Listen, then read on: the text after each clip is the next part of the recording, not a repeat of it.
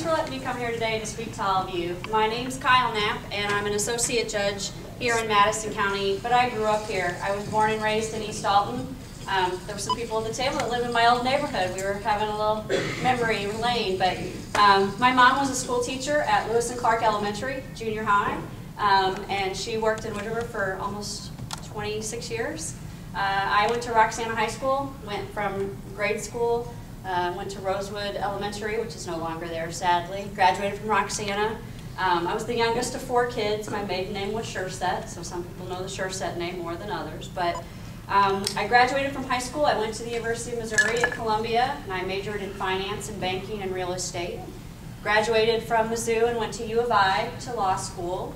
And I really wanted to come back home when I graduated from law school. I loved growing up here. It's far from perfect, but it's a great place to be. And so I wanted to come back home, and I took a job at Chicago Title and Trust in Edwardsville, and I did that for about a year, and I realized I needed to be doing something more for me. I needed to be giving back somehow to the community, and I wanted to be able to do that through my work. So I took a job at the state's attorney's office. Bill Hain was the state's attorney then, and he hired me to work in the juvenile division. And I handled abuse and neglect cases, and I handled delinquency cases. And I did that for about a year and a half, and then I moved into the felony division. And I started trying cases. And I tried every kind of case there is, from retail theft to forgery to burglary to aggravated kidnapping to murder to predatory criminal sexual assault of a child. I left the state's attorney's office as the lead trial attorney in that office. I loved being a prosecutor. It was a wonderful job. It was very rewarding, the work that I got to do. One of the things that I realized while working there was that some of the kids that came through, I became very passionate about the cases involving children who were abused. And I realized that there was a real problem with the investigation process for kids. They were getting harmed by the process itself. Unintentionally, very well intentioned people came along and interviewed these children who weren't really ready to interview these children. They weren't specialized, they weren't trained, and kids were being harmed. And there was one little girl in particular who struck me, and her name was Crystal. And when I met Crystal, she was 7. And she had been taken to the doctor by her grandmother, and Crystal had suffered some serious injuries, and she had a sexually transmitted disease. And it turns out she was abused, but she wouldn't say by who, and she wouldn't talk about it. Her grandmother took her to the police station, and a very nice policeman came out to talk to Crystal, and Crystal wouldn't say anything about it. And ultimately, I met with Crystal, and I told Crystal she didn't have to tell about it, that we would make sure she's safe, and that when someday she was ready to let us know. About 6 months later, Crystal went through a lot of therapy, and she told. And it was who we thought it was. It was Mom's boyfriend. And Crystal and I worked together for months preparing her to go to court. And she's the bravest little girl I ever met. She walked into court, she testified at trial about what had happened to her, and he was convicted and sent to prison. But when I asked Crystal why she didn't tell about the abuse, she said, because he told me, he being the abuser, he told me that I'd go to jail if I told. And I knew when my grandma took me to that police station, I was going to jail. So, because of that, I knew something had to change, and I went to Bill Hain, and together we co-founded what is now called the Madison County Child Advocacy Center, which is housed in the old Wood River Hospital. It's owned by Madison County, and it's housed in the old hospital there. It started out with 1 employee and a lot of heart, and now there are 7 people that work there. It's funded partly by the county, partly by the state, and it's a not-for-profit, so it receives donations for a lot of its funding.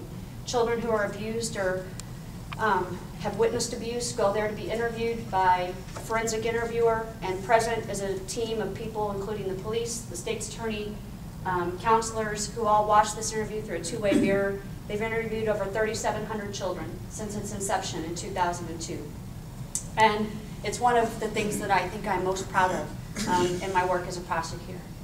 In 2007, I was given the opportunity to become a judge.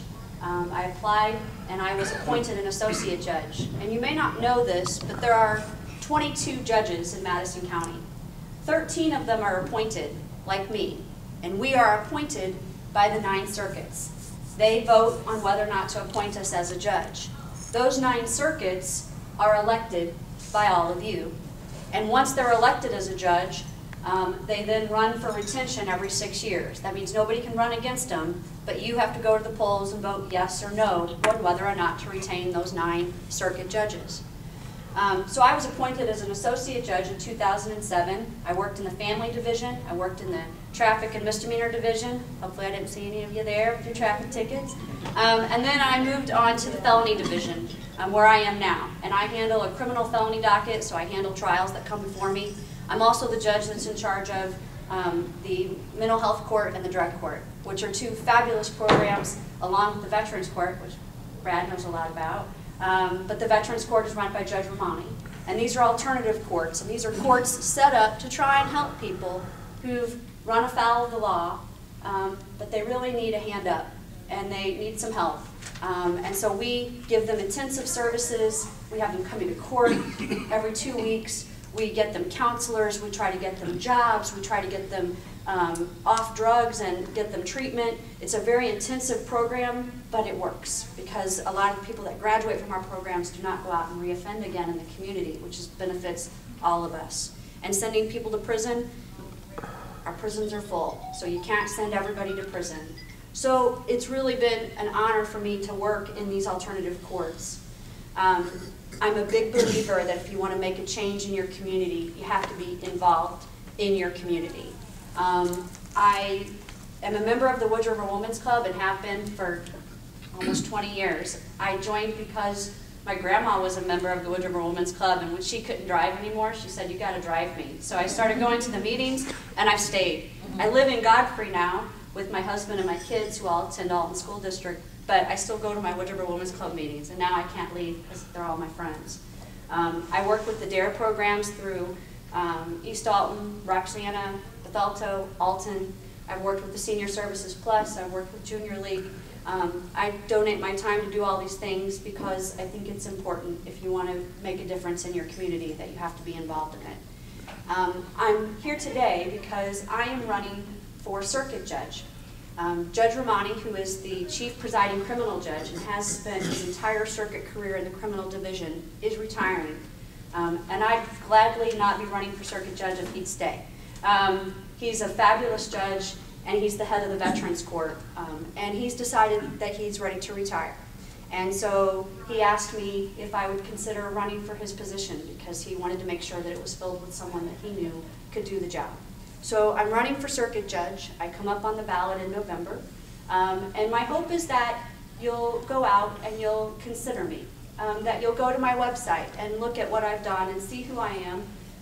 Because you elect the judges and you have to make an informed decision about who you're going to elect.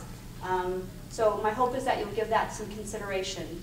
And I was just at Wood River High School a month and a half ago, I think. Great job, too. Yeah, I came to Wood River and I did the career day. So it's nice to see you guys again. I ran into one of the girls at Steak and Shake. She works there and she's like, "I loved coming to that." But it's great to be here today. I really appreciate you giving me your time to let me come and talk to you. And I'm more than happy to answer any questions if you have any. If not, thank you very much.